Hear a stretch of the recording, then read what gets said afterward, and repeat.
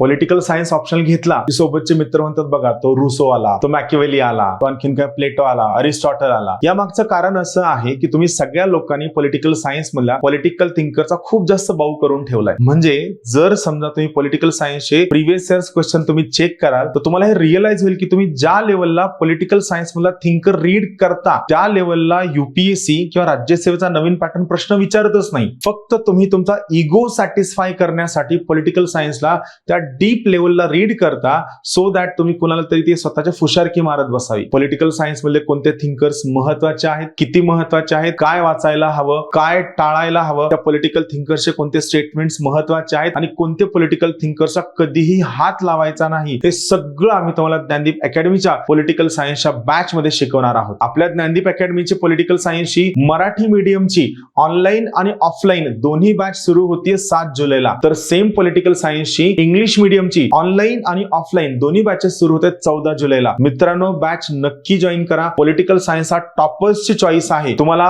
साधा माझा प्रश्न आहे, तुम्हाला ऑप्शनल छोटा हवा आहे का मार्क्स हवे आहेत? ऑब्व्हियसली मार्क्स हवे आहेत. जर मार्क्स हवे असतील तर political science is the best choice.